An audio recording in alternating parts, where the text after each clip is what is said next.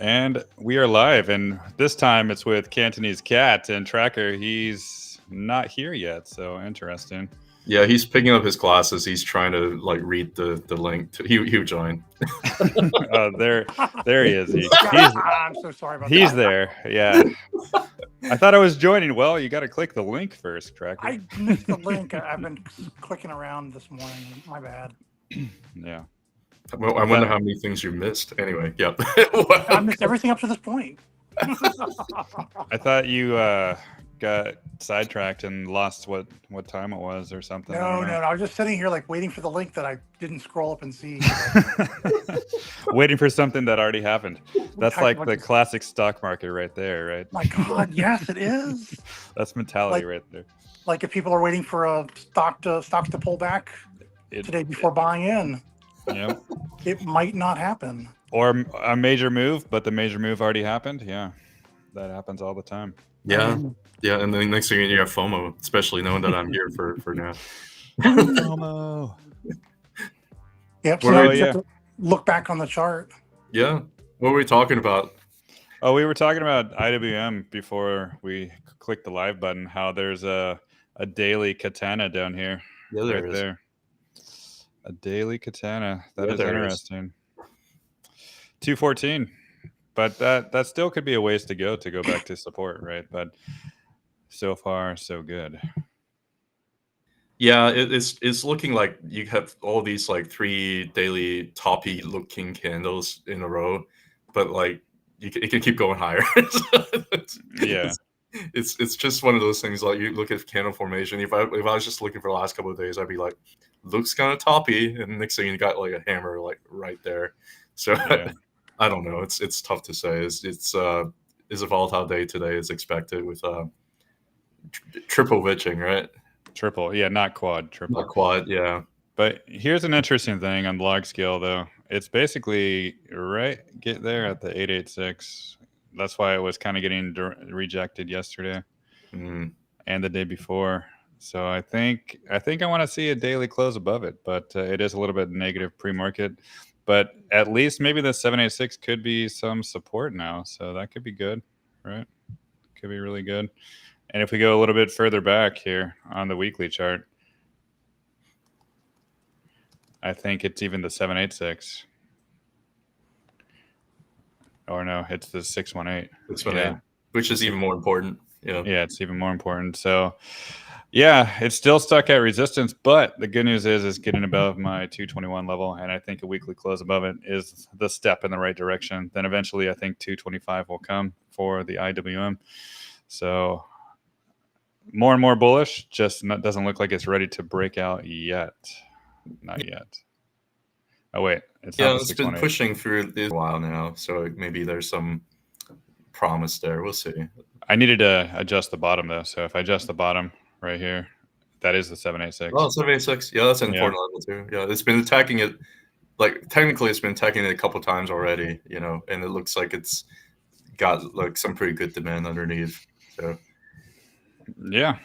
So I think it's almost a matter of time. Let's see. I think that 224 level, I'm going to round up, just say 224, close above it today, the week. Then I think let's go, right? Go to 230s. Let's do it. And how's the SPY doing this morning? It's a little bit down, right? But that's not really a surprise. On the daily chart, it's still looking fine. Everything's fine. Everything's fine. Everything's dandy. I see people are chomping at the bit to get the Tesla look. Do you mind if I jump in? Yeah, go ahead. I got my backstage chart back here. If you pull your me backstage chart. Oh, now we're moving to Tesla. All right, here we go. So before I'll do Tesla in a second. Mostly look out for Tesla this weekly R2 at 244.55. That's going to be important. I can't believe we got all the way up here. Really, it's important resistance here at the open. If we get a back test to this long bar is the monthly. The R1 monthly is back here at 237.66. If we got a back test to this and bounced off, that would be super bullish, because then that would mean that it's already tested this as support and be ready to go on to test the R2 on the monthly here at 261.55. But I want to talk about the VIX just for a second.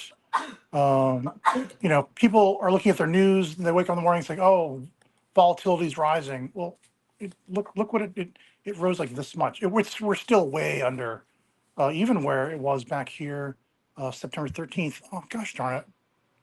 My computer just I'm having computer problems. I'm so sorry. It just died on me again. Anyway, why don't we show let's cut to your Tesla chart, man. Okay, I was looking at PayPal just now. Sorry. I'm so sorry. I got distracted. So yeah, the Tesla daily chart. Were you looking at the weekly chart or the daily? I was just showing off the hourly chart actually, but I mean, it's a multi-time frame pivot points chart. So I was looking at the monthly pivot point and the weekly pivot points. Yeah, I've got a still of that up on my page. If anyone needs to just go back and look, and this morning I posted, you can zoom in and see all those values. Well, even the hour chart is holding strength of support and everything too. So every time frame really shows some support and some strength. Even the 15-minute, look at that. It's still holding strength as well.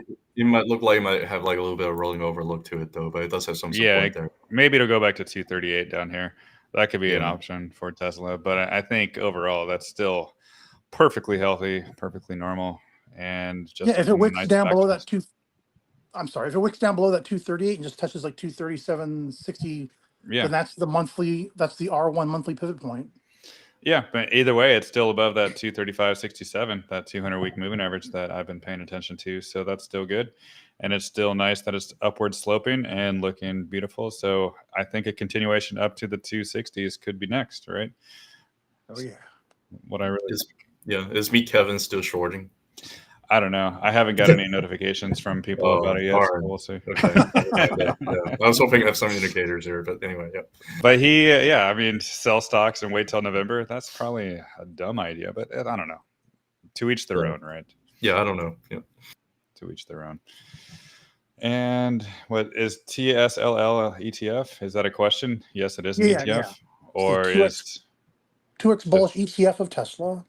I think actually it's bullish really now too. It's above the cloud on the day. Yeah, the daily candle finally closed above the cloud yesterday.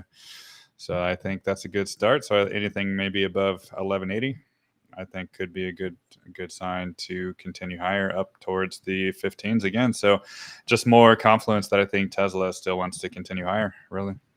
Yep. Well, TSL's got a heck of a price gap there to the left. Above. Oh yeah, right up here.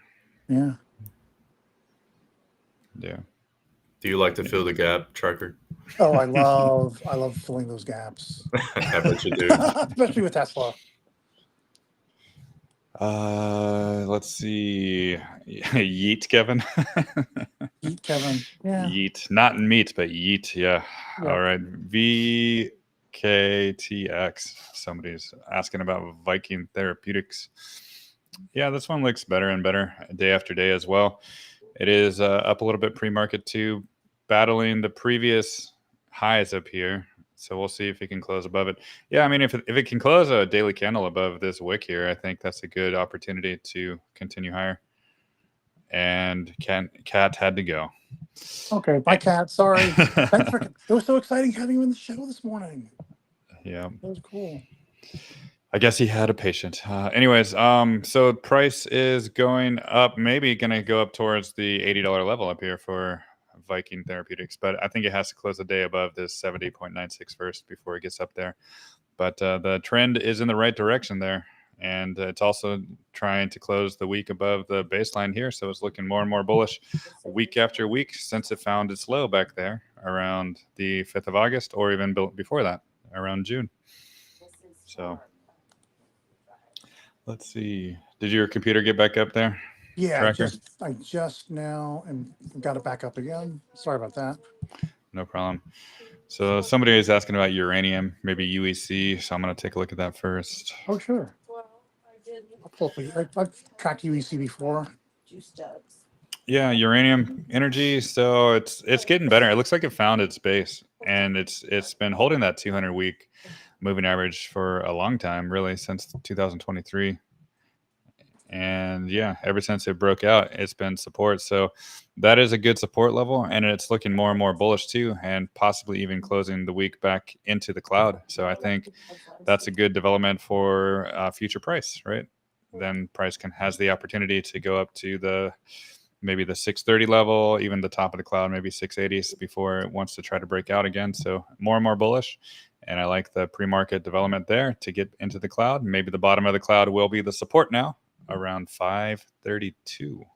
Well, yeah, UEC looks beautiful. I could just tell you, according to this chart, it really wants to go up from where we're at to $10.19 next. Let's see. Let me make sure that I've got the right flavor of this chart.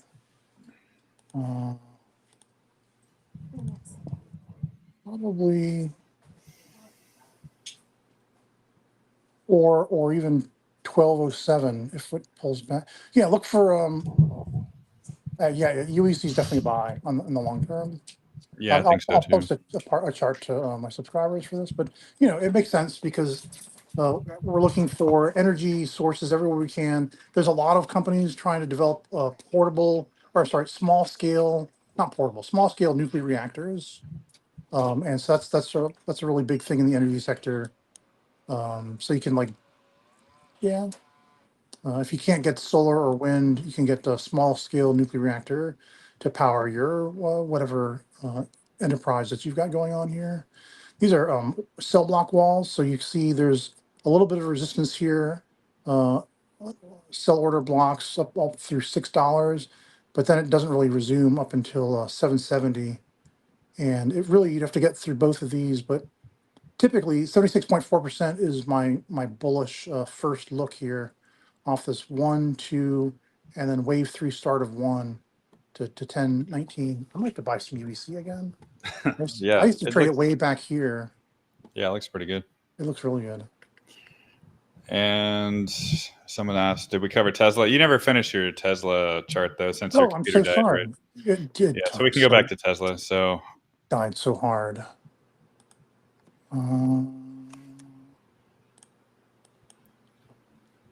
All right, so this is the hourly chart. Basically, I kind of covered the most important parts for today to look out for. It would be very bullish to get a test back to the monthly R1 here at 237.66, and then a bounce back up, because a test back to there and a bounce off of it means that it could be wanting to check out the monthly R2 next up here at 261.55. In general, my next wave target is for at least 283 up here at the 76.4% fib extension off the 130.80 low to the 271 high for wave 1 and the 182 low that immediately followed that.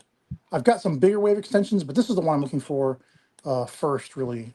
283. If it gets over 283, then I've got another target on a different chart that's slightly above, but I'm not going to worry about that just yet. So yeah, this thing could continue ripping if, this is the other big thing. If we don't get a test back to the R1 and instead it just goes straight up to this 50% fib extension, 248.10, I'm going to be covering this really carefully throughout the day. 248.10 is the trickster fib on this whole fib extension, trying to get to the 283. If it reverses off to 50% and starts to really come down, maybe we'll get the R1 monthly test, but I'll be a little worried because when the market wants to pull a trick on us, it pulls it at the 50% extension, the fib extension here. So 248.10 is my sort of watching carefully to see what happens next. A bounce off the R1 at 237.66 would be very bullish. And yeah, that's where I'm still got my TSLL position open, as well as my EOSE position open. And just a quick look back at EOSE. We got looks like we've got a new pre-market low of 236. I've got a buy zone all the way down to possibly as deep as 221, but it doesn't have to go that way. There's like buy order blocks all the way down here through 231. And then, yeah, my TA basically calls for a larger degree wave 1 to somewhere in the vicinity of $4.01 to $3.91. I've got two competing wave setups here. Well, a smaller degree one and the larger degree one. Large degree setup says 391. So I've actually got quite a bit of EOSE going on right now. In fact, I did an interesting chart that I posted to my subscribers yesterday. I took a page out of Kat's book. Here is EOSE versus TSLL. So if you divide EOSE stock price by TSL stock price, you can see in general, there's a really good chance that EOSE is going to keep going up in contrast to TSLL. So I actually have more money in EOSE right now than I do in TSLL. We'll see if that's a mistake. Do you think small caps will lag the SPY just a little bit before it overtakes them?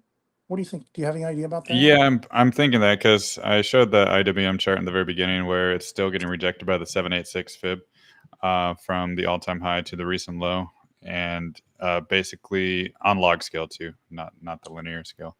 And the So, IWM still has this teeny tiny gap back here down to 221. Not that it has to get filled. No, yeah, but it could. But I mean, it's still. I like to see a weekly close at least above 221 for IWM to continue higher. But it's still like that 224 level is basically the level that I'm watching to really close weekly candles above, and then if it can do that, then I think it can challenge the QQQ and SPY and go outperform. Oh, fantastic. Yeah. All right, so I might do a quick swap between USC back to TSLL in the short term. We'll see how it goes. Yeah, and speaking of TSLL, somebody is asking a question about levered ETF charts suggest different momentum than the base stock. I mean, should they have the same fundamentals? It does. The reason why TSLL and Tesla look a little different is because Tesla is the underlying equity, and TSLL, in contrast, is based on options. So just like if you've ever traded options, when things look really dire, they make these really, desperate moves. So the wicks run higher and lower than Tesla ever will, because sometimes they'll try to front run what they think is going to happen in the underlying, and then so the options run farther and faster. They'll actually sort of accelerate through a certain zone, and then usually when things start to they slow down in the underlying equity, going into the actual target price, then so that the options start to fall off in value. The disconnect between the two is simply because of the underlying options action. Well, also, if it's just like not a volatile stock, there will be decay in the leverage position because of fees and the time decay for the options as well. So basically, it's not gonna perform the same way as the underlying stock if it's just a flat stock. Yeah, that's right. It's going to perform worse. That's right. When I talk about investing in, or not buying TSLL, it's like just buy it when Tesla, or have a strong conviction Tesla's going to be going in an uptrend, and then towards the end of the uptrend you can get out of it and then cash in and then wait and see what you can do next. And that's what I kind of post about TSLL alongside Tesla every day. Yep. You talk about it all the time. I do. And I'm gonna go back to my chart real quick just because I see a question about IWM, and for IWM, this is the fib I was talking about from the high down to the low down here. It's basically stuck at under 224. So where would a good buy zone be? I mean, I think it still would be around that 221. I think a back test of 221 or 220 could be that zone, because I think it is almost time to get it back to a support, that 221, and it's been blocked for a long time, but possibly this week will close above, and then if that happens, I think it can continue and break through this 786 and get higher and higher towards the 230s. So anywhere, in my opinion, around 220, 221, I think could be a good opportunity for IWM. And I'll be watching that as well, with because I'm tracking a bunch of small caps actually that look really good, as I know you are as well. Oh yeah. And I see CORZ. It seems like the only one owning at this moment. I mean, it did have a big wick yesterday, right? And the weekly candles are it's having kind of a wick too. So we'll see how it closes today, but the thing I was focusing on the most with CORZ was this level right here, and that's the 1060 level right there. And as I just want to see more candles close above that 1060 level, and if that happens, I think it can go to the arcs above, which is kind of around 1860 or $19 around that zone. But yeah, this level has to hold for sure. If there's more candles that close below it, then it's going to go lower. But 1060 is the line in the sand for me to continue higher. Do you guys? Oh, you didn't talk about Bitcoin already, did you? No, we didn't really talk about Bitcoin. But it kind of looks to me like, you can stay on your chart if you want. I'm just looking at my chart, and Bitcoin looks like it might want to retest that level that let's see, might want to retest 62,111. It doesn't have to. It could just keep going higher from here. Yeah, like I have my line there. It's around 62.4, 62.3. Okay. So on a day-to-day basis, I wanted to stay above now, right? So yesterday it did close above it, so maybe we could see a back test today of that zone, but just stay above there, then I think that'll be a good opportunity to consolidate and go higher. So I think for Bitcoin, yeah, it looks better and better. Oh yeah, I'm so sorry. I was looking at the wrong scale. I was looking at a tiny 4-hour scale chart. Yeah, it looks more like if it did any kind of back test. Yeah, just where you said, like 63.4. Yeah, just right around there, I think would be great. Bitcoin looks like it wants to go to 48K. No, no, not at the moment. Wants to go to 77K. Yeah, not at the moment. I see a request for FTM, and I think that is. Oh, wait, not that one. Let's see. Yeah, we'll just do the Bybit. No, we'll do the Kraken. Yeah, so this crypto is the only thing I've been watching. This one was the 200-day moving average, and I want to see it close above it, really, because it is really bullish, right? But it's been struggling to close above this 200-day, and that's at 64 cents. So just watch that on daily closes, and then I think the more days that close above it, then the better chance it has to continue to the level above, to the next resistance zone, which could be around 77 up to 85 cents. And this zone right here will be some resistance. I want to show my NVIDIA just for one quick second here. There's a question about. Oh, please keep going. No, any small caps that you're interested in? EOSE I don't really have any. Is the one I'm most interested in. EOSE? And then I've got a long hold on BFRG. I did that interview yesterday with Vincent from Bullfrog. But that one's going to take a while. That one's not. That's not a trade that you can do immediately. But buying in a little bit while it's still low at a time might be a really smart idea.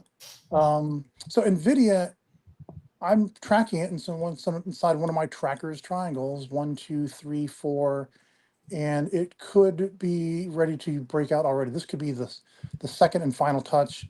I was thinking that there might get a back test down here to this fib level where the 200 moving day average is coming up, but 1, 2, 3, 4, 5.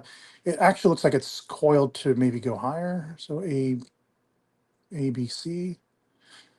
It just needs to, as soon as it can get a higher high than the last one I just had at 119.60, 76-ish, then can come on up here, tease the top of this cloud. The top of this resistance line and break out. So I'd say once NVIDIA got over 125, it's just going to really take off. Then it'll spring up higher than 140, even the 141.75 high that it had.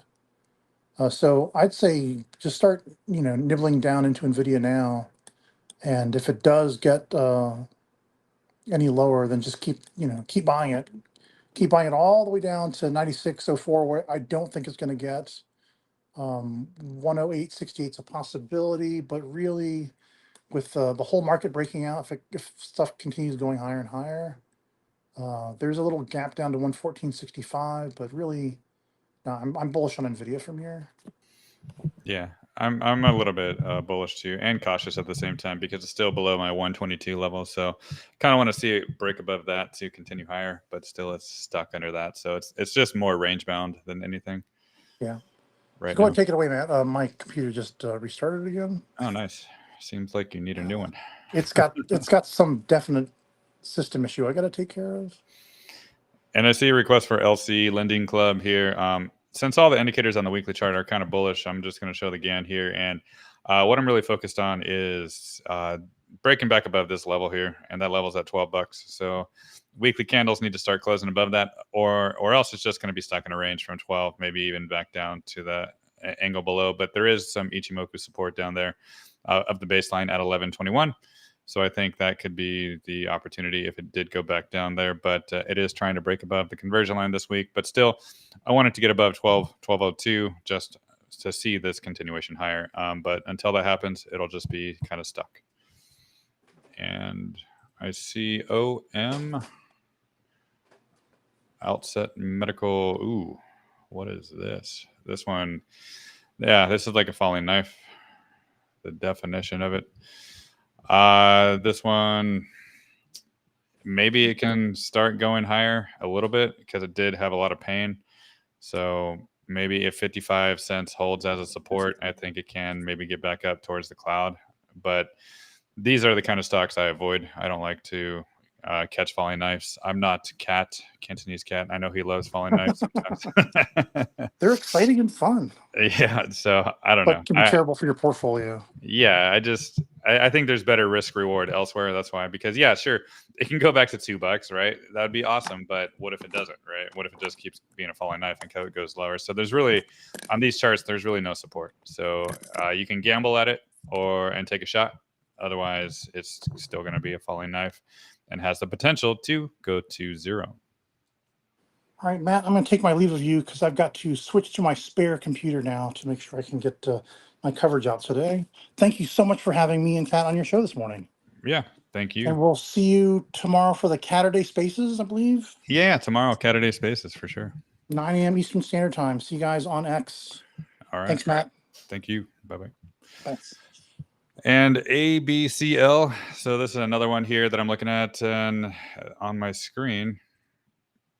And it looks like another situation of a falling knife.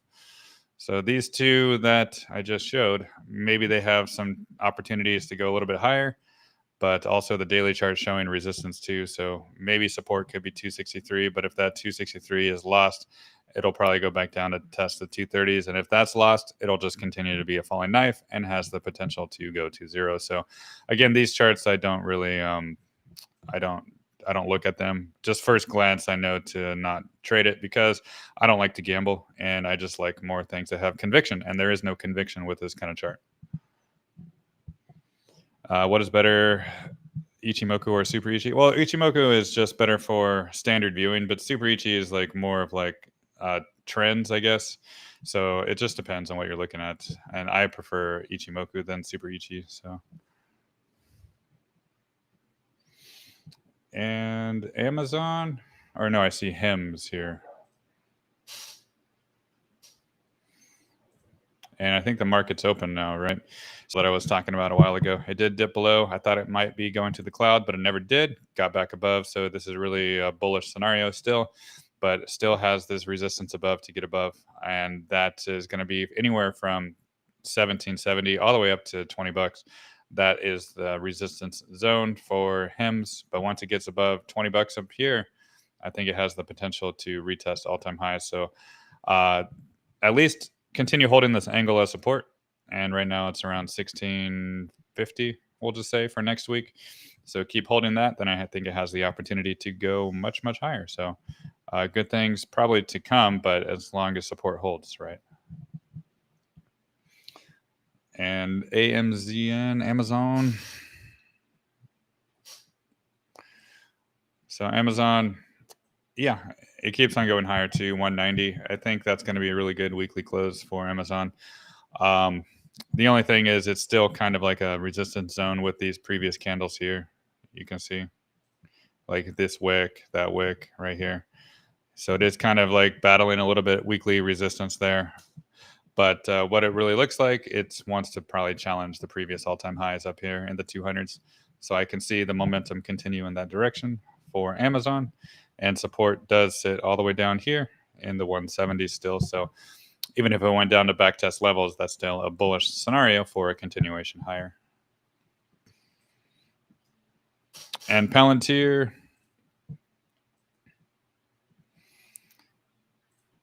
so Palantir 3620, yeah, it's battling the arc right now, and it's also still battling that Fibonacci extension right here. Not extension, Fibonacci retrace level right there, the 786, right? I think that's the only thing that matters for Palantir is the 786. Just 3664. If it closes the week below it, then it might come back down to test 33. And if it closes above, then it's still not guaranteed to go up. It still could come down and just be a fake out and test 33. So I'm kind of leaning towards just maybe a few weeks of sideways movement, maybe a little bit down before it wants to go higher again. Thoughts on DJT, Donald Trump, huh? Ooh, yeah, that's not looking good. It had some opportunities there in the past, but not anymore. It looks like the only support now is the previous lows down here, which is maybe around 12 bucks, 12.40, 12.50. So that's probably going to be the target if you want to take a stab at it. But again, it's more like gambling because there's really no additional confluence of support there. It's just a previous low. So that would be the 12.50 zone.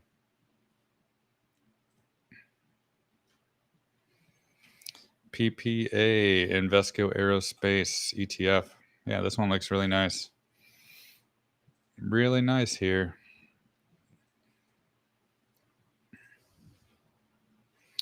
Yeah, so just looking at it, it's failing to break higher, right? It's not making all-time highs again.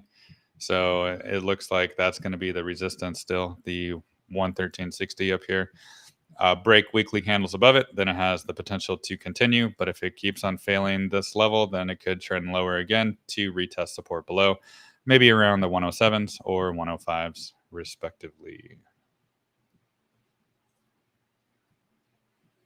CIFR mining.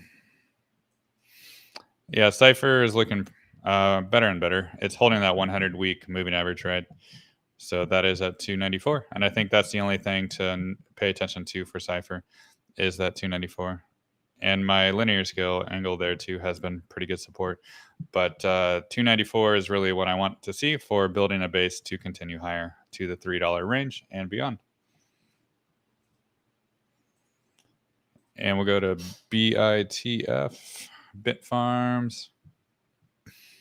Yeah, Bitfarms is looking like it is just trending in and out or in between these arcs here. And there's really no solid support yet. Just on the daily chart, though, you can see it is still building a base above $2. So that's, as long as that still happens, it has the potential to go to the 213s and above. But essentially, it's just stuck in this wide range from 183 all the way up to 218. So we'll see if it can have the momentum to build and go break this 218 above. And CrowdStrike. Yeah, CrowdStrike is approaching that resistance of the top of the cloud on the weekly chart. So it's looking better and better because it's even above the conversion line now. So it looks like if it can break above the cloud, then it has opportunities to get towards the 300 levels up here.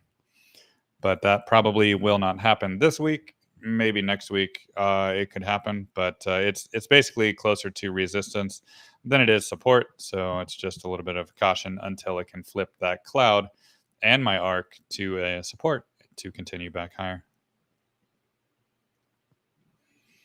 And we'll do one final look of the market. So yeah, the SPY is down a couple bucks. QQQ is basically flat. IWM is going down towards the 221 level, right? And what else? ARC down 30. Palantir, yeah, Palantir is holding around that Fibonacci level. So yeah, I think maybe there won't be so much volatility today. maybe towards the end of the day there could be, but it's looking like things are just kind of muted a little bit. Nothing too exciting, right? But things to pay attention to are the levels I mentioned before. So just pay attention to that. And I'll do my Tesla and Palantir weekly update on X later tonight. So see you guys.